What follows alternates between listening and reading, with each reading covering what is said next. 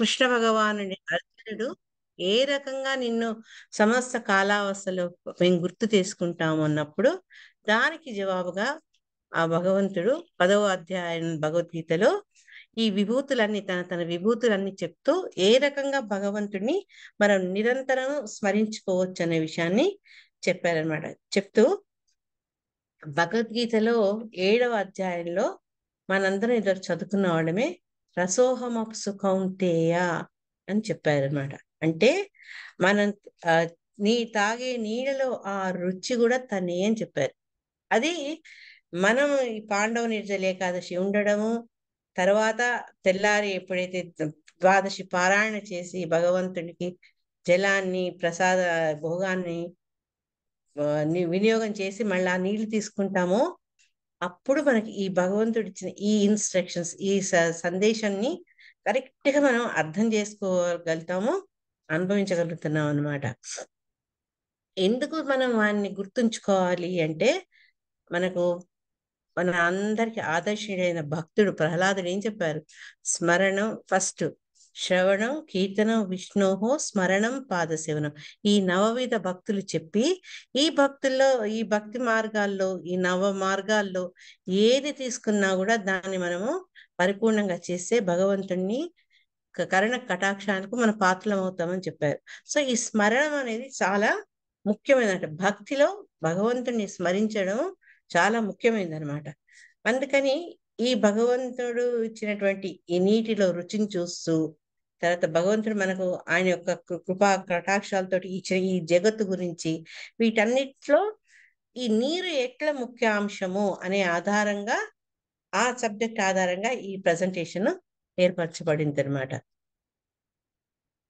అయితే మనందరికీ తెలుసు ఆ ఈరోజు ముఖ్యమైన టాపిక్ అంతా వాటర్ కాబట్టి ఈ భౌతిక జగత్తులో నీరు అనేది ఏ రకంగా వచ్చింది మనకు శ్రీమద్ భాగవతంలో క్రియేషన్ ఎక్కడైతే సృష్టి గురించి మాట్లాడడమో అక్కడంతా మనం ఏం చదువుకున్నాం అంటే భగవంతుడు తన దృష్టి ద్వారా ప్రతి సమస్తాన్ని ఆయన్ని సృష్టించగలుగుతారు. ఈ సృష్టి ప్రారంభంలో ఆయన ఏం చేశారు? మహత్తత్వ, తర్వాత ప్రకృతి, ప్రధాన ఈ రకరకాల అంచెలంచెలుగా ఈ భౌతిక ప్రపంచాన్ని ఆయన్ని సృష్టించడం జరిగింది. ఈ భాగంలో ఆయన ఏం చేశారు? 3 పురుషావతారాలుగా అతను ఆ మన ముందుకు వచ్చి నా యొక్క సృష్టి అనే నిర్మాణాన్ని ఆయన నిర్వహించారనమాట. ఈ మనకందరికి తెలుసు ఆ 3 పురుషావతారాలు కారణోదక విష్ణు, తర్వాత గర్భోదక శాయ విష్ణు, క్షీరోదక శాయ విష్ణు. ఎందుకు మనం ఈ ముగ్గురిని కూడా షాయి ఉదక, కారణోదక, గర్భోదక, క్షీరోదక అని ఎందుకు అంటున్నామంటే శిలా ప్రభుపాదుల వారు ఏం చెప్పారంటే ఉదకము అనే పదానికి అర్థము నీరు. అక్కడేంటి ఆ కారణ అనే సముద్ర జలం మీద ఏదైతే స్వామి తన శరీరం నుంచి ఏర్పరిచినటువంటి ఆ జలాల మీద ఆయన్ని శయనించి ఉన్నారు కాబట్టి అక్కడ ఆయనను కారణోదక శాయ విష్ణు అనడము. తర్వాత ఈ గర్భోదక నీళ్లను సృష్టించి ఆయన స్వేదంతో మనం ఇది 2వ అధ్యాయం 2వ స్కందంలో దాని గురించి తలుచుకున్నాం. తన శరీరం ఒక దివ్య శరీరం నుంచి వచ్చిన స్వేదంతో ఏర్పడినటువంటి గర్భోదక సముద్రం మీద ఓషన్ మీద ఆయన క్షీణించున్నారు కాబట్టి ఆయనను గర్భోదక శాయ విష్ణు అని, తర్వాత మన అందరిలో సర్వవ్యాపకుడైనటువంటి స్వామి అక్షీరం అనే ఉదకం మీద క్షీణించుంటారు కాబట్టి ఆయన్ని క్షీరోదక శాయ విష్ణు అని చెప్పడం మనకు గుర్తు తెచ్చుకుందాం. ఇదే సందర్భంలో 2వ అధ్యాయం 2వ స్కందం 10వ అధ్యాయంలో 11వ శ్లోకంలో ఎందుకు నారాయణ అంటారు విష్ణువుని అనే విషయాన్ని అక్కడ చెప్పారు. ఎందుకు ఆ విషయం చెప్పాల్సి వచ్చింది అంటే పరమ పురుషుడు నిరాకారుడు కాదు కనుక స్పష్టంగా అతను పురుషుడు సకారుడు అని చెప్పేందుకు ఈ శ్లోకం మనకు ఒక మంచి ఉదాహరణగా నిలుస్తుంది. ఎవరైనా భగవంతుడు ఆకారం లేదనే వాళ్ళకు ఈ 10వ అధ్యాయంలో 11వ శ్లోకం మనకు చెప్తుంది. దాంట్లో ఏం చెప్తున్నారంటే అటువంటి పరమోత్కృష్టుడైనటువంటి నరుడు అంటే ఉత్తముడు అనమాట, నరోత్తముడు ఆయన నుంచి, ఆయన దేహం నుంచి ఏర్పరచబడినటువంటి ఆ దివ్య జలాన్ని నారము అంటారు. ఆ దివ్య జలాల మీద శయనించారు కాబట్టి అన్ని నారాయణుడు అని అంటారు. ఇదే విషయం మన బ్రహ్మ సంహితలో కూడా ఆ నారాయణుడు అని ఎందుకు అంటాం అనే విషయం గురించి చర్చించబడింది అనమాట. అంటే ఇక్కడ మనం ఎందుకు చెప్తున్నామంటే ఆ నారము జలము అనేది మనకు సృష్టి ఆరంభం నుంచి కూడా కారణోదక శాయి, గర్భోదక శాయి, క్షీరోదక శాయి విష్ణువుల గురించి తెలుసుకోవడం మనకు చాలా ముఖ్యం. అంటే విష్ణువు యొక్క అవతారాలు, పురుషావతారాలు, నీటి యొక్క ఉద్భవం, ఈ రెండింటికి చాలా క్లోజ్ సంబంధం ఉందన్నమాట. శ్లోకం 12లో ఏం చెప్పారంటే ఎవరైతే ఆ మహావిష్ణువు ఉన్నారో ఆయనను ఈ జగత్తులో నారాయణుడు అని పిలువబడతారు అని చెప్పి ఆ సనాతన పురుషుడు అటువంటి ఆ స్వామి నుంచి కారణ సముద్ర జలం ఉద్భవించింది, ఆ తర్వాత గర్భోదక ఉదకము, ఆ తర్వాత క్షీరోదకం, ఈ మూడు ఏర్పడ్డాయి అన్నమాట. ఈ విషయం మనం తెలుసుకోవాలి. అయితే మనం మన 2-3 సార్లు ఈ విషయం గురించి చర్చించుకున్నాము. మనం కారణోదక విష్ణువు గాని, గర్భోదక విష్ణువు గాని మనం చేరలేము. ఈవెన్ దేవతలు, బ్రహ్మ కూడా ఏ విష్ణువు చూడగలుగుతారు వాళ్ళు? మన రసరాయణ మాతాజీ కూడా చెప్పారు. ఎవరైనా చెప్తారా? కేవలము క్షీరోదక సాయి, క్షీరోదక సాయి విష్ణు మటుకు మనం ఆయన సమీపానికి వెళ్ళగలుగుతాం. వాళ్ళు చూడలేరు. ఈవెన్ బ్రహ్మ కూడా ఆయన అనేక రకాలుగా భగవంతుడిని స్తుతించి పురుష సూక్తం మొదలైనటువంటి ప్రార్థనలు చేసినప్పుడు భగవంతుడి నుంచి వచ్చే ఆదేశము శబ్దం ద్వారా బ్రహ్మకు అందజేయబడితే అక్కడి నుంచి మిగతా దేవతలకు బ్రహ్మ ద్వారా అందింపబడుతుంది అనమాట. కాబట్టి మనం ఆ సాగరాలకు కానీ, ఆ ఉదకాలకు కానీ, మహావిష్ణువు యొక్క ఈ 3 పురుషావతారాలు మనము చూడలేము. భగవద్గీతలు ఏం చెప్పారు అంటే తనే ఆ ఉదకాన్ని సృష్టించాను. మనం భాగవతంలో వినుడే కాక మళ్ళా మనకు ఈ దీంట్లో సెకండ్ ఇది మూవ్ అవ్వట్లేదే. అంటే తనే భౌతికమైనటువంటి ప్రకృతిని, భిన్న ప్రకృతిని ఆయనే సృష్టించారు. భూమిరాపో వనలో వాయు ఖమ్మనో బుద్ధి రేవచ. అందరు ఏం చెప్పారంటే ఈ ముఖ్యమైనటువంటి 5 ఎలిమెంట్స్, ఆ భిన్న ప్రకృతి ఆయనకున్న అనేక శక్తులు, అపారమైన శక్తుల్లో కొన్నిటి గురించి చెప్పుకుంటూ దాంట్లో ఈ నీరు కూడా ఒకటి అన్న విషయాన్ని ఆయన అక్కడ స్వామి మనకు స్పష్టం చేశారనమాట. అంటే ఈ జలం యొక్క ఆవిర్భావము భగవంతుడి ద్వారానే జరిగింది అని మనం భాగవతంలో విన్నాము. తర్వాత భగవంతుడు స్వయంగా భగవద్గీతలో తను కూడా మనకు చెప్పారనమాట. అంతేగాక భగవంతుడు చెప్పుడే కాక బ్రహ్మ కూడా ఈ విషయాన్ని మనకు బ్రహ్మ సంహితలో చెప్తారనమాట. దాంట్లో అగ్నిర్మహి గగనమంబు మరుద్దిశ్చ కాలస్తతాత్మ మనసి ఇది జగత్రయాణి. దాంట్లో ఏం చెప్పారు అంటే ఈ అంబు అంటే ఇక్కడ జలము, ఆ జలాన్ని తనే సృష్టించారు. మనం ఫస్ట్ 5 నేర్చుకున్నాం కదా, భూమి రాపో అన్నులో వాయువు. ఈ బ్రహ్మ సంహితలో బ్రహ్మగారు ఇంకొంచెం ఎక్కువ చెప్పారంట. అగ్ని, భూమి, ఆకాశము, జలము, వాయువు కాక దిక్కులు, కాలము, ఆత్మ, మనసు, ఈ 9 కూడినటువంటి ఈ ముల్లోకాలన్నీ భగవంతుడి నుంచే ఉత్పన్నమవుతున్నాయి. కాబట్టి నీటి యొక్క ఉత్పన్నానికి కారణము ఆ స్వామి అనే విషయాన్ని మళ్ళొకసారి మనందరికీ ఆరాధ్యనీయుడు, మన గురువు అయినటువంటి బ్రహ్మగారి ద్వారా కూడా అది మళ్ళా నిర్ధారణ చేపడుతుంది అనమాట. దీన్ని బట్టి మనకేం తెలుస్తుంది అంటే బ్రహ్మ కాదు, ఆది నిర్మాణకర్త ఎవరు అంటే ఆ భగవంతుడు అన్న విషయం తెలుస్తుంది. మనందరం ముందు గడిచిపోయినటువంటి స్కందాలు నేర్చుకున్నాం. ప్రథమ క్రియేషన్ సర్గ భగవంతుడి ద్వారా అవుతే బ్రహ్మ ద్వారా విసర్గ అయిందని మనం తెలుసుకున్నాం. కానీ ఇన్ని తెలుసుకున్నా, ఇన్నిసార్లు విన్నా మనకేంటంటే ఒక మోహానికి లోబడి ఉంటాం, మోహభ్రాంతులమై ఉంటాం అనమాట. మనకు తెలియదు భగవంతుడి ద్వారానే అన్నీ సృష్టించబడినవని తెలిసినప్పటికీ కూడా ఈ మోహ కారణం మూలంగా మనము భయభ్రాంతులం అవుతుంటాము కొన్నిసార్లు. దాని యొక్క సరైనటువంటి సందేశాన్ని మనము గుర్తించుకోలేకపోతాం. దీన్ని మళ్ళా మనకు అంటే మనం ఈ రకంగా మోహగ్రస్తులం అవుతాం అనే విషయాన్ని శ్రీమద్ భాగవతంలో మొట్టమొదటి శ్లోకం ద్వారా కూడా మనం తెలుసుకోవచ్చు. దాంట్లో ఏం చెప్పారని, జన్మాదస్య యతో అన్వయాద్ ఇతరతశ్చార్థేషు అభిజ్ఞస్వరాట్ తేనే బ్రహ్మ హృదయాది కవే ముహ్యంతి యత్సూరయః తేజో వారి మృదాం. ఇక్కడ తేజో వారి మృదాం యథా వినిమయో, ఆ ఆ పదం తేజో వారి మృదంలో వారి అనేది ఏంటి అంటే నీరు. ఈ నీటికి ఎన్ని పేర్లు ఇప్పటిదాకా చూసుకున్నాం చూడండి. మనం ఉదకం అని చూసాము, తర్వాత అంబు అనేది చూసాము, తర్వాత భూమి ఆపు అని చూసాము, తర్వాత వారి, ఇవన్నీ కూడా నీటిని తెలుపుకునేందుకు వాడినటువంటి వివిధ నామాలు. అయితే ఇక్కడ ఏంటంటే ఎందుకు ఎలా మోహగ్రస్తులం అవుతామంటే, అన్ని తెలిసినప్పటికీ ఎండమావులో నీరు ఉండదు, అది ఎక్కడో రిఫ్లెక్షన్ వస్తుంది, కానీ మనం ఎండమావులు చూసి భ్రాంతులం అవుతాం. అదే రకంగా కొన్నిసార్లు మనకు నీళ్ళలో మంటలు వస్తున్నట్టుగా మనకు అనిపిస్తుంది. ఇవన్నీ అక్కడ నిజానికి అక్కడికి లేనప్పటికీ, వాస్తవం లేనప్పటికీ కూడా ఈ భ్రాంతి కారణంగా మోహానికి గురవ్వడము మనకు సంభవిస్తుంటుంది అనమాట. అది మనం ఇక్కడ గుర్తుంచుకోవాలి. అంటే నీరు భగవంతుని యొక్క శక్తి, తర్వాత దాన్ని సరిగ్గా అర్థం చేసుకోలేక మనం ఏ రకంగా భ్రాంతి చెందుతాము అనేది. ఈ భ్రాంతి మనందరికీ కాదు, ఒక్కోసారి పెద్ద పెద్ద వాళ్ళకు కూడా జరుగుతుందట. దానికి ఉదాహరణ మనకు మార్కండేయుల వారు అనమాట.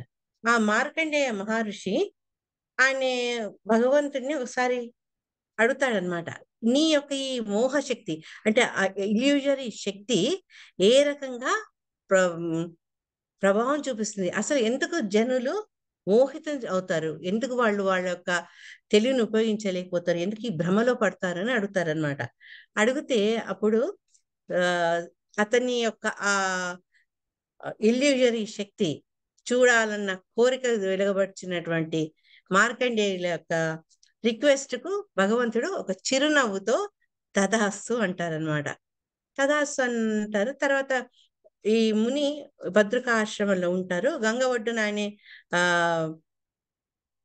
తన స్నానాల తర్వాత చేసే రిచువల్స్ చేసినప్పుడు అతను ఒక్కసారి ప్రళయాన్ని అతను అనుభవిస్తారనమాట. జల ప్రళయాన్ని అప్పుడు ఆ ప్రళయంలో అంత సమస్త జగమంతా నీళ్ళలో ఉండిపోతుంది. కానీ అంతలో అతను ఏం చూస్తారంటే, ఒక మర్రి ఆకు మీద చక్కటి బాలకృష్ణుని చూస్తారనమాట. అది చాలా ఫేమస్ శ్లోకం, మనందరికీ తెలుసు. మార్కండేయుల వారు కృష్ణుని అని ఏ రకంగా స్తుతించారు అప్పుడంటే, కరార విందేన పదార విందం ముఖార విందే వినివేశయంతం వటస్య పత్రస్య పుటేశయానం బాలం ముకుందం మనసా స్మరామి. అంత ఆ జల ప్రళయంలో ఆడుకుంటూ తన కాలు బొటనవేలు తీసి నోట్లో పెట్టుకొని స్వామి చిద్విలాసంగా ఉంటాడనమాట. అంత సుందర రూపం చూసి ఈ మార్కండేయుడు ఆయన్ని ప్రార్థిస్తుంటారు. అంతలోపల ఏం చూస్తారంటే, మార్కండేయ ఋషి కూడా ఆ భగవంతుని యొక్క గర్భంలో ఉన్నట్టుగా అతను దృశ్యాన్ని కాంస్తాడనమాట. ఈ రకంగా అంత గొప్ప మార్కండేయ ఋషి కూడా భగవంతుని లీలతో మోహితం అవుతాడు. భగవంతుని యొక్క లీలను అర్థం చేసుకోవడం చాలా చాలా చాలా కష్టం. అది కేవలము జిజ్ఞాస కంటే భగవంతునికి పూర్తి మనం సరెండర్ అయినప్పుడు భగవంతుని లీలలు మనం విని ఆనందించగలుగుతాం, క్వశ్చన్ చేయకుండా అనమాట. ఈ మోహావస్థ నుంచి మనం ఎలా బయటపడాలి? మరి భగవంతుని సృష్టిలో చూసిన ప్రతి వస్తువు చూసి మనం ఎందుకు వివిళ్ళరవ్వాలి? ఈ మోహం నుంచి ఎలా బయటికి రావాలి అంటే ఒకటే ఒక దారి ఏంటంటే, మనకు భక్తి మార్గం ద్వారానే మనము భగవంతుడు ఈ భౌతిక ప్రపంచంలో ఏర్పరిచినటువంటి ఈ మోహజాల నుంచి మనం బయటికి రాగలం. మరి ఈ భక్తి ఎలా చేయాలి? భక్తిలో మనము ముందుకు ఎలా సాగాలి అంటే, మనకున్న కొన్నిటిని త్యజించుకోవాలి. ఏ రకంగా అంటే, ఎట్లయితే అన్ని బంధాలు పట్టించుకున్నవాడు, చేతులు కాళ్ళు కట్టేసిన వాడు ముందుకు వెళ్ళలేడో, ఆ రకంగా మోహాల బంధాల్లో ఉన్నవాడు ముందుకు పోలేరు. కాబట్టి కొన్ని వదులుకోవాలి. ముఖ్యంగా మన చేతిలో ఉన్నవి కొన్ని విషయాలు ఏంటంటే, ఒకటి చిన్న చిన్న నీరు వదిలేయడము, గాలి వదిలేయడము, తర్వాత ఆహారం వదిలేయడం. ఈ చిన్న చిన్న ఆస్టరిటీస్, చిన్న చిన్న వాటిని తపస్సును మనం చేస్తే అప్పుడు మనకు భక్తి మార్గంలో ఇంకా ముందుకు వెళ్ళేందుకు అవకాశాలు చాలా సులభంగా అవుతాయి అన్నమాట. మనకు తెలుసు పూర్వకాలం నుంచి చాలా మంది భగవంతుడి ప్రీత్యర్థం కోసం ఎప్పుడైతే వాళ్ళు తపస్సు చేస్తారో ఆహారాన్ని, నీళ్లను, తర్వాత కొన్నిసార్లు గాలి పీల్చుకోవడం, ఇవన్నీ కూడా వాళ్ళు వదిలేయడము, తద్వారా భగవంతుని యొక్క ధ్యానాన్ని పటిష్టం చేసుకోవడం మనం చూస్తాం అన్నమాట. ఈ రకంగా చేసే దాంట్లో ఫస్ట్ ఏంటంటే ఆహారం. ఎందుకంటే గాలి పీల్చకుండా మనం ఉండలేము. నీరు కూడా ఒక్క రోజు 2 రోజులు, తర్వాత చాలా రోజులు ఉండలేము. మనందరికి గుర్తుండొచ్చు తెలుగు వాళ్లకు, పొట్టి శ్రీరాములు ఆయన ఆంధ్రప్రదేశ్ అవతరణ కోసము ఆయన ఏం చేశారు, 15 రోజులు ఎంతో నీరు కూడా లేకుండా ఉపవాసం చేసిన తర్వాత ఆంధ్రప్రదేశ్ వచ్చింది, కానీ ఆయన ప్రాణాలు కోల్పోయారనమాట. అంటే ఈ జలపానీయాలు లేకుండా సస్టైన్ చేయడం, జీవించడం చాలా రోజులు సాధ్యమయ్యేది కాదు. ఇక భీముడికి ఏంటంటే మన హీరోకు ఈ పాండవ నిర్జల ఏకాదశి గురించి మనం చేశాం కాబట్టి దాని గురించి అసలు ఎందుకు అది అంత ఇంపార్టెంట్ అంటే, ఈ పాండవ నిర్జల ఏకాదశి రావడానికి కారణము మెయిన్ గా భీముడు అన్నమాట. ఎవరైతే పంచ పాండవుల్లో 2వ వాడు, అతి అమిత పరాక్రముడు, వాయుపుత్రుడు, అటువంటి భీముడు అన్నమాట. ఆయన్ని ఆ వృకోదర అని కూడా చెప్తారనమాట. ఎందుకు అంటే ఇతని గర్భంలో ఉండే ఆ అగ్ని, అందరిలో ఉంటుంది జఠర అగ్ని, ఇతనిలో చాలా ఎక్కువ ఉంటుంది అనమాట. అతను తీసుకునే ఆహారం యొక్క పరిమాణం చాలా ఎక్కువ ఉంటుంది. ఎంతో తింటే గాని అతను సంతృప్తి పడలేడు అనమాట ఆకలితో. అయితే అంత మంచి భోజన పుస్తున్న భీముడు ఒకసారి వేదవ్యాసం దగ్గరికి వెళ్తారనమాట. వీళ్ళు ఏమంటారంటే, నా తల్లి, నా అన్నదమ్ములు, ఆఖరికి ద్రౌపది, అందరూ కూడా ప్రతి ఏకాదశి వాళ్ళు ఉపవాసం ఉంటున్నారు. ఈ రకంగా భగవంతుని వాళ్ళు సేవిస్తున్నారు. నాకు కూడా చెప్తుంటారు, ఇది ఏకాదశి అంటే డే ఆఫ్ హరి, హరికి ప్రియమైన రోజు. అటువంటి రోజు నువ్వు తినకూడదు, నువ్వు ఉపవాసం ఉండమంటారు. కానీ నేను అట్లా ఉండలేను, ఎందుకంటే నెలకు 2 ఏకాదశులు వస్తాయి, ఒకటి కృష్ణపక్షంలో, ఒకటి శుక్లపక్షంలో. అట్లా నేను ఏకాదశులు తినకుండా ఒక్క పూట కూడా తినకుండా ఉండలేని వాడిని, ఇట్లా నెలకు 2 రోజులు ఏకాదశి వ్రతాన్ని నేను చెయ్యలేను అంటాడనమాట. చేయలేనని చెప్పి మరి నాకు ఈ సంవత్సరంలో వచ్చే 24 ఏకాదశుల యొక్క వ్రతాన్ని చేసే ఫలితాన్ని ఎలా పొందాలి అని ఈ సందర్భంలో వ్యాసుడు చెప్తాడనమాట. భగవంతుడి భక్తిలో ఏకాదశి ఉండడం అనేది చాలా చాలా ముఖ్యమైనది. ఎందుకంటే పాప పురుషుడు భగవంతుడిని ఆశ్రయిస్తాడట తనకు స్థలం చూపించమని. ఏ రకంగా అయితే పరీక్షితుడు కలి పురుషుడికి 5 ప్రదేశాలు చెప్తారో, అదే రకంగా ఆ స్వామి ఈ పాప పురుషుని యొక్క మీద, ఆ ప్రార్థన మీద అతను కరుణ చూపిస్తూ, ఏకాదశి రోజు ఎవరైతే అన్నం తింటారో, గ్రెయిన్స్ తింటారో వాళ్ళకు పాపం తగులుతుంది, నువ్వు అక్కడ నివసించవచ్చు అని ఆయన ఒక నివాస స్థలాన్ని చూపిస్తారనమాట. కాబట్టి ఏకాదశి రోజు ఎవరు అన్నం తినకూడదు అన్న విషయం చెప్తారు. చెప్తే, తాతగారు మీకు తెలుసు కదా, నేను అసలు ఆహారం లేకుండా నేను ఉండలేను, కాబట్టి నాకు ఏదన్నా ఉపాయం చెప్పండి అంటదనమాట. చెప్తే అప్పుడు వ్యాసుల వారు ఆయన ఏం చేస్తారంటే, ఈ జే ఇది ఇప్పుడు జ్యేష్ఠ మాసం కదా, జ్యేష్ఠ మాసంలో శుక్ల పక్షంలో వచ్చే ఏకాదశి చాలా ప్రశస్తమైంది. ఇది నాకు స్వయంగా కృష్ణుడు చెప్పింది. ఈ రోజు గనక నువ్వు జలాన్ని గాని ఆహారాన్ని గాని తీసుకోకుండా పూర్తిగా గనక నువ్వు ఉపవాసం ఉంటే, నిర్జల అని అందుకే అంటారు, నిర్జల అంటే నీరు కూడా లేకుండా నువ్వు ఉపవాసం ఉండగలిగితే 24 ఏకాదశి వ్రతాలు చేసినటువంటి పుణ్యం నీకు దొరుకుతుంది. ఈ ఇంకా మనకు ముందు ఇంకా ఏం చెప్తారంటే వేదవ్యాసంలో, ఏకాదశి రోజు సామాన్యంగా అంటే ఏ ఏకాదశి ఉన్నా తర్వాత బ్రాహ్మణులకు దానాలు ఇచ్చడం, ఇవన్నీ ఉంటాయి కదా. తర్వాత పుణ్యతీర్థాల స్నానాలు చేయడం, అన్ని యొక్క పుణ్య పనుల యొక్క ఫలితం కూడా నీకు లభిస్తుంది. అంతేగాక తెలిసి తెలియక చేసిన ఎటువంటి ఘోరమైనటువంటి పాపాలు కూడా అన్ని భగ్నమైపోతాయి. అంత మహత్వం కలది ఈ ఏకాదశి అని చెప్తారు.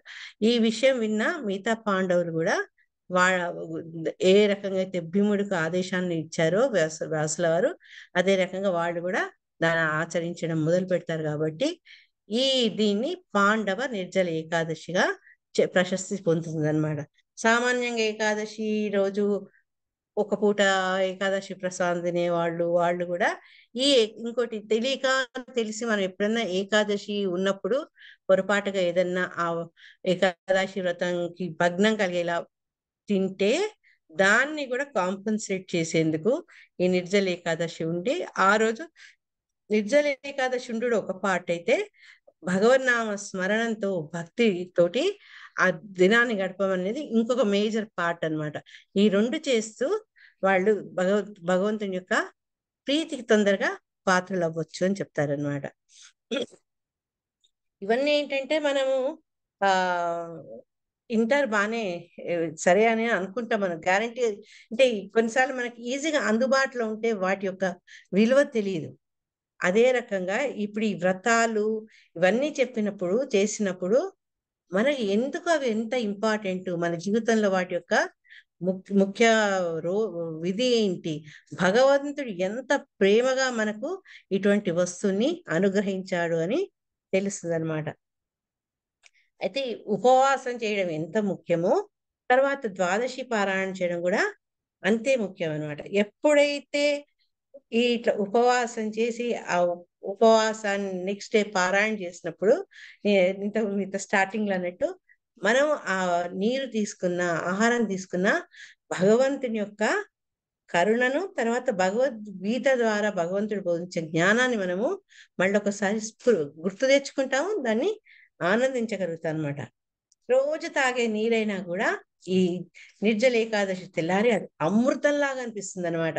ఇంకా దాన్ని మించి అసలు మనకు వేరే తినాలనిపించదు. నీళ్లు తాగితే చాలు, కొద్ది గ్లాసులో మనం నీళ్లు తాగుతుంటాం. ఎందుకంటే దాంట్లో నుంచి చాలా బాగా తెలుస్తుంది అనమాట ఈ ఫాస్టింగ్, నిర్జల ఫాస్టింగ్ తర్వాత. మనకు శ్రీమద్ భాగవతంలో అనేక ఘట్టాల్లో ఇట్లాంటివి చూస్తుంటాం అనమాట. ఉదాహరణకు ఒకటి రెండు తలుచుకుందాము. ముఖ్యంగా అంబరీషోపాఖ్యానం. అంబరీషుడు అని ఈ గొప్ప భక్తుడు. ఏకాదశి వ్రతాన్ని నియమం తప్పకుండా అతను పాటించేవాడు అనమాట. భగవంతుడు ఆయన భక్తికి మెచ్చి మనందరి తెలుసు సుదర్శనాన్ని అతనికి ప్రసాదిస్తారు. ఎప్పుడు అంబరీషుని రక్షిస్తూ సుదర్శనులు ఉంటారనమాట ఆయన యొక్క రాజభవనంలో. ఒకసారి ఏమవుతుందంటే దుర్వాసముని వాళ్ళ రాజభవనానికి వస్తారనమాట. అది సరిగ్గా ఆ రోజు ద్వాదశి అవుతుంది. ద్వాదశి పారాయణ చేయాలని ఇతరు ఏం చెప్తారంటే, రాజా నేను ఇప్పుడే వస్తాను, స్నానం తర్వాత చేసే పూజ అవన్నీ ఉంటాయి కదా, అంటే తర్పణం వేయడము, తర్వాత సంధ్యావందనం ఇవన్నీ ఉంటాయి కాబట్టి ఇవన్నీ చేసి నేను వస్తాను, నా కోసం నువ్వు వెయిట్ చేయమని చెప్తాడు. కావాలని అతను ఆలస్యం చేస్తాడు. ఇక్కడ అంబరీషుడు యొక్క పరిస్థితి చాలా ఏమంటారు, కన్ఫ్యూజన్ లో ఉంటారు. ద్వాదశి గడియలు అయిపోవస్తున్నాయి, పారాయణ చేయకపోతే సమయానికి ఏకాదశి వ్రతాన్ని యొక్క ఫలితం అతనికి చెందదు. అటువంటి సందిగ్ధ పరిస్థితులు ఉన్నప్పుడు రాజులు ఏమంటారండి, అదే రాజు యొక్క మినిస్టర్స్ ఉంటారు కదా, గురువులు మినిస్టర్స్, నువ్వు ఒక 3-4 చుక్కల వాటర్ తీసుకొని బ్రేక్ చేసేయమంటారు అనమాట ఏకాదశి వ్రతాన్ని. తద్వారా ఏంటంటే ఆహారం గ్రహించినట్టు కూడా కాదు, ఈ లోపల ముని కూడా వచ్చేస్తారని. సరిగ్గా అతను చేతిలోకి తీసుకొని ఆచమానం చేసే టైంకి మరి ఒకసారి చేస్తాడు. ఆ టైంకి దూర్వాసులు వస్తారు. వచ్చి అతను, నువ్వు అతిథిని నన్ను అవమానిస్తావా, నేను రాకముందే నువ్వు వ్రతాన్ని చాలించుకుంటావా అని చెప్పి నిన్ను శిక్షిస్తా చూడని అతని చాలా శక్తివంతుడుగా దుర్వాసుడు ఆయన యొక్క కేశాన్ని పడేస్తే ఒక పెద్ద రాక్షసు బయలుదేరుతుంది. అంబరీషులు ఏమీ చేయరు, ఎందుకంటే పూర్తి భగవంతుడిని ఆశ్రయించిన భక్తుడు కాబట్టి అతను ఎటువంటి చలనం అతనిలో ఉండదు అనమాట, ఉద్విగ్నత ఉండదు.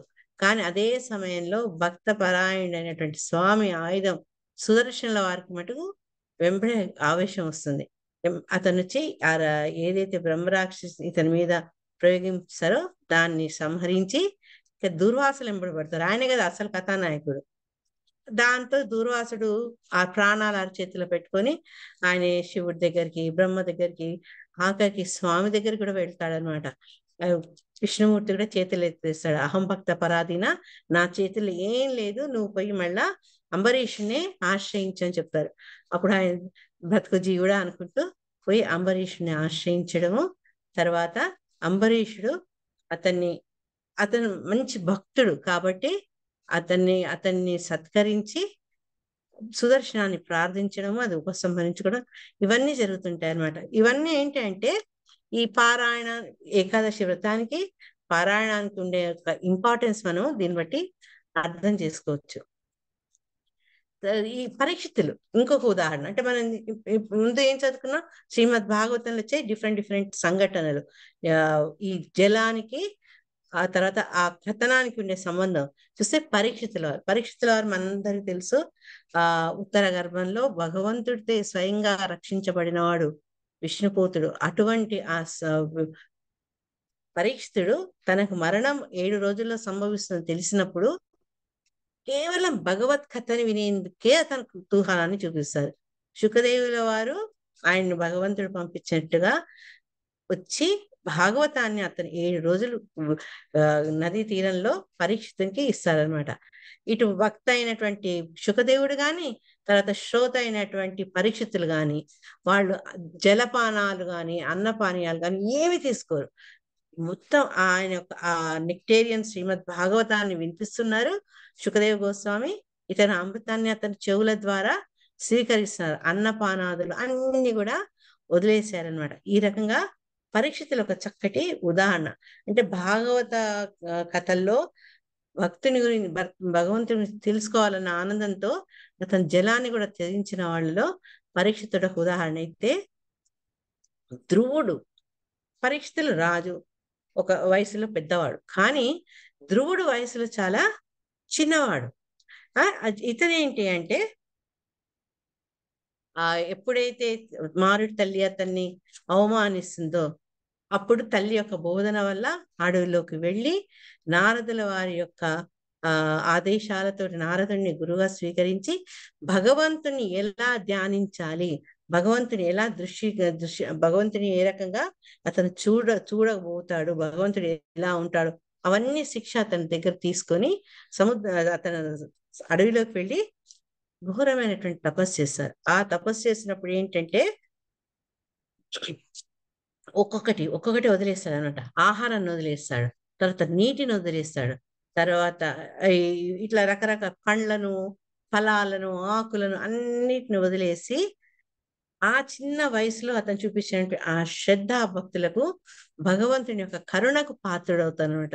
సో స్వామి స్వయంగా ధ్రువుడి దగ్గరికి రావడము, తర్వాత మనందరికి తెలిసిందే అతనికి ఉన్నతమైనటువంటి రాజ్యాన్ని, అంటే బ్రహ్మ కంటే ఉన్నతమైనటువంటి స్థానాన్ని ఆయనకు ప్రసాదిస్తారనమాట, ధ్రువ మండలాన్ని.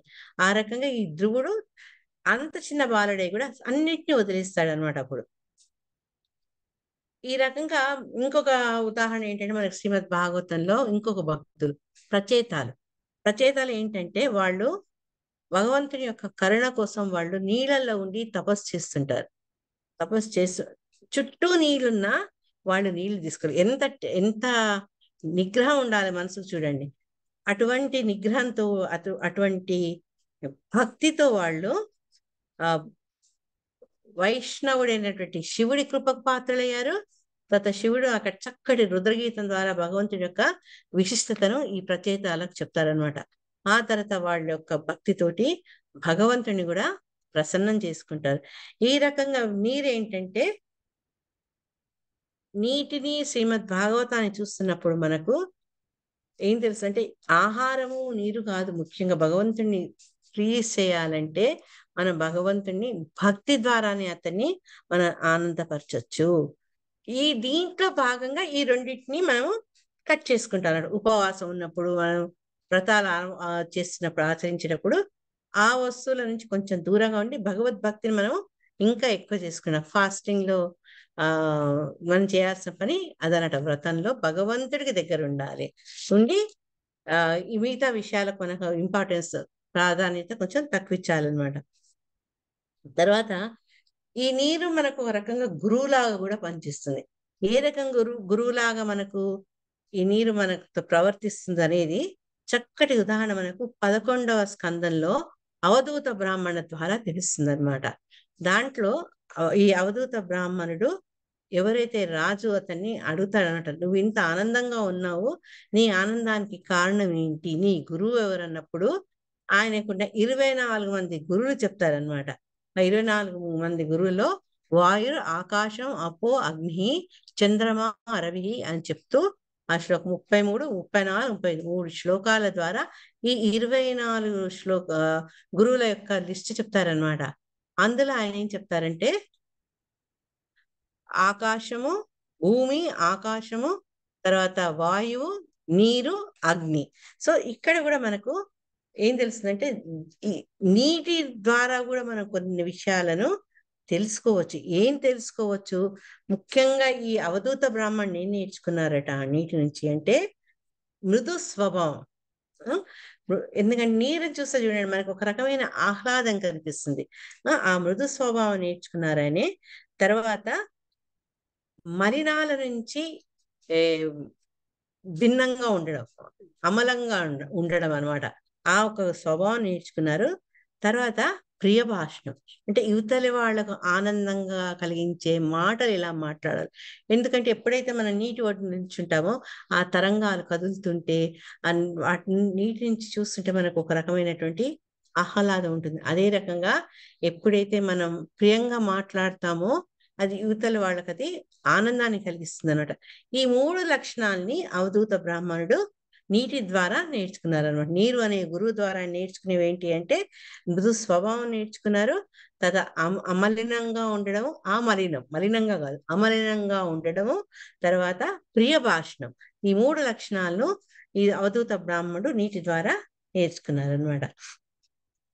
అయితే ఎందుకు పవిత్రము, ఈ నీరు ఎందుకు పవిత్రము అంటే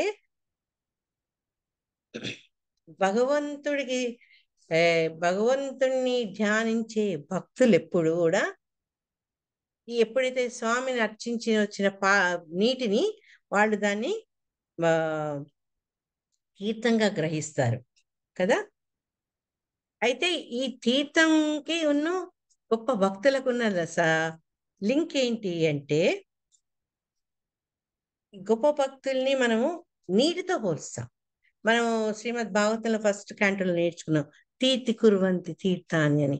వాళ్ళు ఎప్పుడూ భగవంతుణ్ణి మనసులో నిలుపుకుంటారు కాబట్టి వాళ్ళు ఎక్కడికి పోతే ఆ ప్రదేశము పవిత్రం అవుతుంది. ఇంతకుముందు నేర్చుకున్న నీటికి ఉండే లక్షణం ఎట్లయితే మలినాలను తీసేస్తుందో, మలినాలకు అంటకుండా ఉంటుందో అటువంటి స్వభావం ఉన్న ఈ గొప్ప గొప్ప భక్తులు వాళ్ళు తీర్థి కుర్వంతి తీర్థాన్ని. వాళ్ళు ఎక్కడికి వెళ్ళినా కూడా మనందరినీ పవిత్రం చేయగలుగుతారు. ఏ రకంగా అంటే గంగా భగవంతుడి పాదాల నుంచి వచ్చినటువంటి ఆ గంగకు ఏ రకంగా అయితే పాపాలను ప్రక్షాళన చేసి మన పవిత్రులు చేసే శక్తి ఉంటుందో అటువంటి శక్తి ఈ భక్తులకు కూడా ఉంటుందన్నమాట. అందుకని సెయింట్లీ ఇక్కడ ఈ శ్లోకంలో ఏం చెప్తున్నారంటే వాళ్ళు కూడా ఈ పవిత్రమైనటువంటి జలాలతో సమానమైనటువంటి వాళ్ళు అన్నమాట.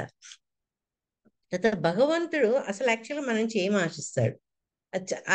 మనకు ఎప్పటికీ ఆ డౌట్ వస్తుంది. మన నుంచి పెద్ద పెద్ద కారులా, పెద్ద పెద్ద భవనాలా, లేకుంటే మనం తిరుపతిలో ఎన్నో చోట్ల చూసినట్టు గొప్ప గొప్ప విలువైన నగల, నాణ్యాల కాదు. ఆయన చూసేది ఏంటి అంటే చాలా సింపుల్ ఆయన మన నుంచి ఆశించేది. అది భగవద్గీతలో స్వామి స్వయంగా చెప్పారు 9వ చాప్టర్లో. పత్రం పుష్పం ఫలం తోయం యోమే భక్త్యా ప్రయచ్చతి తదహం భక్తి ఉపకృతం అశ్నామి ప్రయతాత్మ. అండ్ ఎంత సింపుల్ చెప్పారు అంటే ఈ దీంట్లో తోయం అని ఇక్కడ నీటి గురించి చెప్పబడింది. నీటికి ఉన్న అనేక పేర్లలో మనకు ఇక్కడ ఇంకొక పేరు తెలుస్తుంది. టైం ఉంది కాబట్టి నేను ఒక చిన్న కథ చెప్తాను. నేను లాస్ట్ మంత్ ఇద్దరు డివోటీస్ వచ్చారని చెప్పాను కదా మీకు, గోవర్ధని కొవ్విలో నుంచి. అక్కడ ఒక ప్రభు చెప్పారు అన్నట్టు ఇదే శ్లోకం తీసుకొని ఆయన ఒక మంచి పాస్ట్ అని చెప్పారు. ఉడిపిలో ఒక గొప్ప భక్తుడు ఉండేవాడట. ఆయన ఏంటంటే స్వామితో మాట్లాడగలిగే గొప్ప భక్తి కలవాడు అనమాట. అంటే ఆయన భక్తికి భగవంతుడు అంత స్వయంగా మాట్లాడేవాడు. ఒకసారి అతను అడుగుతాడట, స్వామి నీకు అందరు రకరకాలుగా నీకు నైవేద్యాలు పెడుతుంటారు, కానీ నీకన్నిట్లో నీకు ఏది ఇష్టమయ్యా అని అన్నాడట. అంటే స్వామి అన్నాడట, నాకు అన్నిట్లో పాయసం అంటే చాలా ఇష్టం అని. ఆహా స్వామి అని మళ్ళీ ఒక నిమిషం ఆలోచించి, మరి అందరూ పాయసం పెట్టలేరు కదా, కొందరు పాయసం పెట్టలేని వాళ్ళు, మరి వాళ్ళు నీకేం ఆఫర్ చేయాలి, పాయసం పెట్టి చేసే స్తోమత లేని వాళ్ళు ఏం చేయాలి అంటారు. చేయమంటే ఆయన చెప్తారు, సరే మీరు నా కోసం పాయసం చేయక్కర్లేదు, ఉట్టి పాలు పెట్టండి అని. పాలు కూడా పెట్టలేని వాడు ఏం చేయాలి స్వామి అని అడుగుతాడు. అంటే ఏం లేకుంటే నీళ్లు పెట్టండి అయ్యా నాకు అని చెప్పాడు స్వామి. అప్పుడు ఈ భక్తుడు ఇంకా నీళ్లు కూడా పెట్టలేని అసహాయ స్థితిలో ఉంటే ఏం చేయాలి స్వామి అన్నాడట. అంటే ఆయన అన్నట్టు నాకేమొద్దు స్వామి, నీకంటూ నేను ఏమి ఇచ్చుకోలేని దౌర్భాగ్య స్థితిలో ఉన్నా నేను, నేను నీ దాసుని తండ్రి అని ఎవడన్నా కళ్ళ నీళ్లు పెట్టుకుంటే ఆ కళ్ళ నీళ్ళే నాకు ఆఫరింగ్ అయ్యా అని చెప్పాడట. అంటే భగవంతుడు ఎంత సులభుడో, ఆయన మన నుంచి ఏం ఆశిస్తాడో అని మనము ఈ చిన్న ఉదాహరణ ద్వారా మనం తెలుసుకోవచ్చు. అంటే ఆయన కోరుకునేది భక్తి, ప్రేమ, ఈ రెండు భగవంతుడు మనతో మన నుంచి ఆశిస్తారనమాట. ఈ తోయాన్కి మనం ఒకసారి అద్వైతాచార్యుల గురించి కూడా నేర్చుకున్నాం. అద్వైతాచార్యులు ఏం చేశారు, నీటి గంగా నదిలో ఆయన నిల్చొని గంగా ఒడ్డులో ఆ నీటితో ఆయన స్వామిని అభిషేకం చేస్తూ భగవంతుడిని మనస్ఫూర్తిగా ప్రార్థిస్తారన్నమాట. ఈ కలియుగంలో ప్రజలు భక్తిని మర్చిపోతున్నారు, నిన్ను మర్చిపోతున్నారు, నువ్వే స్వయంగా రావాలి, మళ్ళా మనుషుల్లో జాగృతమైనటువంటి భక్తిని ఉద్ధరించాలని అన్నప్పుడు స్వామి స్వయంగా ఒక భక్తి రూపంలో, భక్తావతారం చైతన్య మహాప్రభు ఆవిర్భావంలో ఈ నీరు అనేది చాలా ముఖ్య పాత్ర వహిస్తుంది అన్నమాట. బలి మహారాజు ఏం చేశారు, బలి మహారాజుకు నీటికి కూడా మళ్ళీ సంబంధం ఉంది.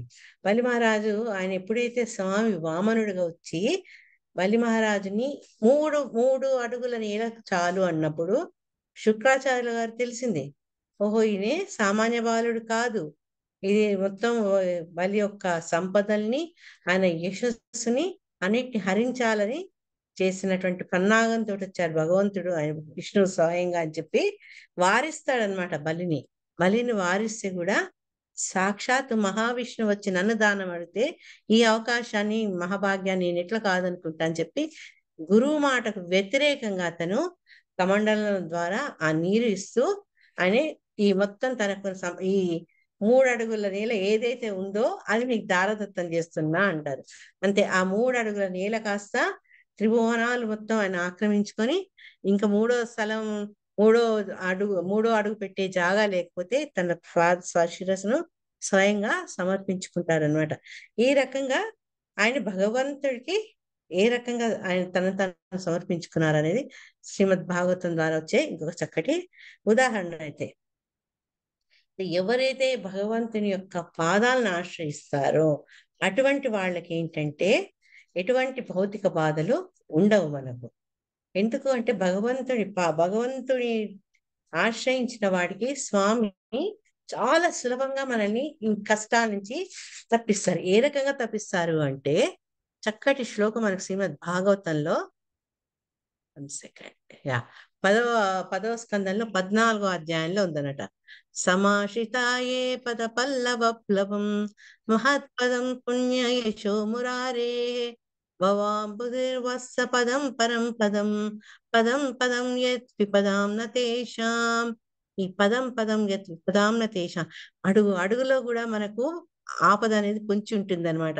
ఎక్కడ, ఈ భౌతిక ప్రపంచంలో. కానీ ఎవరైతే భగవంతుని పాదపద్మాలని ఆశ్రయిస్తారో, ఎవరైతే ఈ మొత్తం ఈ భౌతిక జగత్తుని సృష్టించిన మురారి, ఎవరైతే మురా అనే రాక్షసుని సంహరించారో అటువంటి వాళ్లకు ఈ ఈ భవసాగరాన్ని దాటడం ఏంటి అంటే, ఈ దూడ యొక్క కాలి ద్వారా చేపడిన గుంటలో నీళ్లుంటే వాటిని ఎంత అవలీలగా మనం దాటొచ్చో ఆ రకంగా ఈ భవసాగరాన్ని మనము అంత సులభంగా దాటేయచ్చు. ఎందుకు అంటే భగవంతుని యొక్క కరుణ వల్ల, మనం భగవంతుని ఆశ్రయించడం వల్ల అన్నమాట. ఈ రకంగా మనం భగవంతుని ఆశ్రయించడంతో ఈ భవసాగరం, ఏ భవసాగరంలో కూడా మనం ఎటువంటి కష్టం లేకుండా అవలీలగాన్ని దాటుకోవచ్చు. సో ఎక్కడ చూసినా మనకు ఈ నీరు ఒక ఇంపార్టెన్స్ మనకు తెలుస్తూనే ఉంది. అదే రకంగా ఏంటంటే మనం సముద్రంలో ఉన్నప్పుడు చుట్టూత నీళ్ళే ఉంటాయి. ఇంగ్లీష్ లో చెప్తారనమాట, ఎవ్రీవేర్ వాటర్ ఈస్ దేర్. కానీ మన ప్రాబ్లం ఏంటి? తాగేందుకు ఒక్క చుక్క నీళ్లు ఉండవు. సముద్రంలో ఉన్నవాడు ఒక్క చుక్క నోట్లో వేసుకోండి, ఎంత భయంకరమైన ఉప్పు అంటే అది సాధారణంగా ఉండదు. మేము కూడా ఇప్పుడు ఈ గల్ఫ్ లో ఉన్నవాడు కూడా మేము కూడా సముద్ర నీళ్ళు తాగుతాం.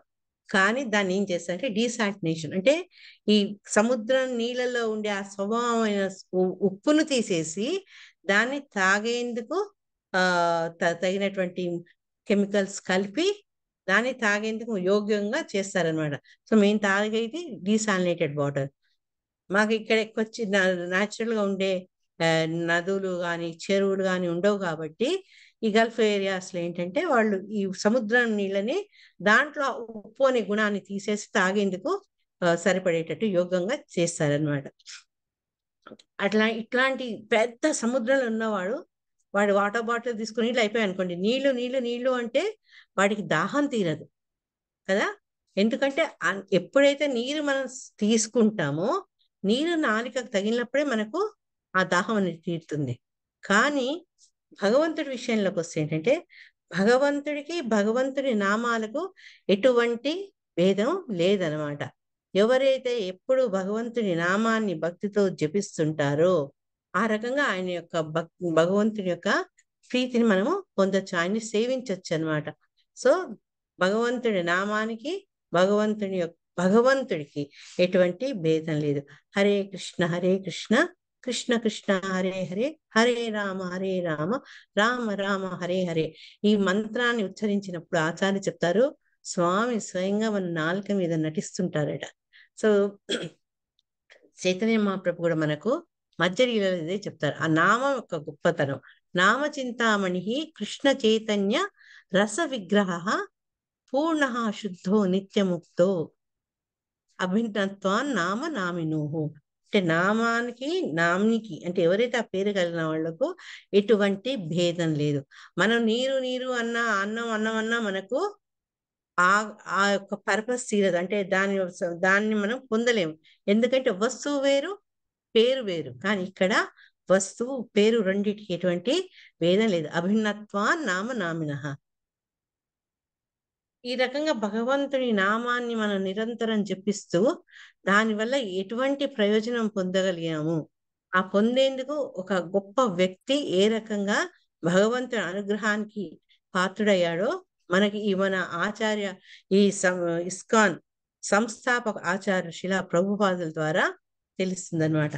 శిలా ప్రభుపాదుల వారు ఏం చేశారు, ఇటువంటి ఆ ఉప్పు నీళ్ళతో కూడినటువంటి ఈ సముద్రాన్ని దాటి ఆ సముద్ర ప్రయాణంలో ఎప్పుడైతే జలదూతాలు ఆయన ప్రయాణం చేస్తున్నారో ఆయనకు 2 సార్లు హార్ట్ అటాక్ కూడా వచ్చింది. ఎన్నో కష్టాలు తట్టుకొని ఈ సముద్రాన్ని దాటి ఆయనే విదేశీ నేలలో అడుగు పెట్టారు.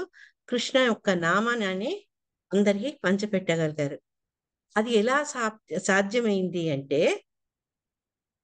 ఎట్లయితే స్వామి మత్స్యావతారంలో ఆయన ఆ పెద్ద జల ప్రళయం వచ్చినప్పుడు ఆయన ఏం చేశారు, వేదాలను, మూలికను, సప్త ఋషులను, మనువు, వీళ్ళందరినీ, సత్యవ్రతముని, వీళ్ళందరినీ కూడా ఆయన ఆశ్రయం ఇచ్చారో అదే రకంగా ఎప్పుడైతే శిలా ప్రభుపాద్ నాదేం లేదు కృష్ణ, నువ్వేం చేస్తావు అంత నీ చేతుల్లోనే ఉంది, నేను నీ మిషన్ మీదనే నేను బయలుదేరుతున్నాను ఈ విదేశీ ప్రయాణం అని చెప్పినప్పుడు ఆయన ప్రార్థనలకు కరుణించి ఈ గుండెపోట్ల నుంచి ఆయన్ని కాపాడి బృందావనం నుంచి అటువంటి 77 వయసులో ఆయన బయలుదేరిన ఆ శిలా ప్రభుపాదుల వారిని ఆయన ఏం చేశారు, ఆశీర్వదించారు, ఇచ్చి ఆయనకు విజయాన్ని ఇచ్చారు. ఏం విజయం ఇచ్చారు, భగవంతుని యొక్క దివ్యనామాన్ని అందరికీ పంచిపెట్టారట.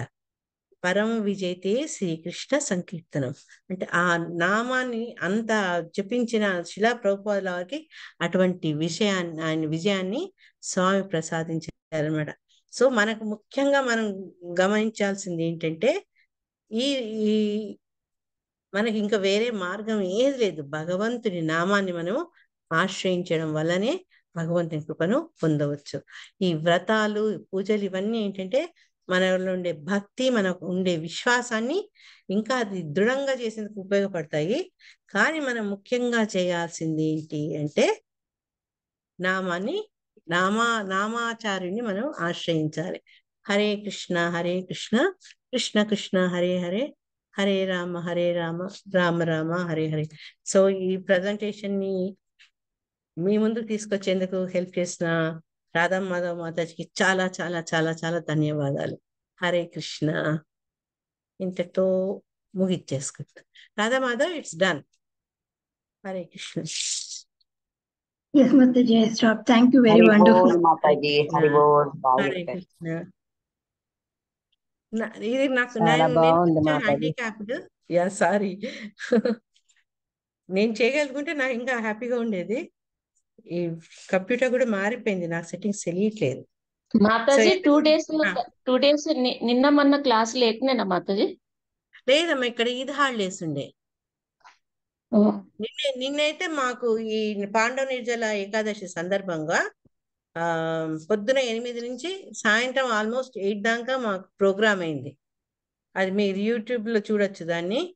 ఫస్ట్ మార్నింగ్ ఏమో 32 rounds ఆఫ్ చాంటింగ్ అయింది. మధ్యాహ్నం ఇంకా 12:30 నుంచి కీర్తన్స్.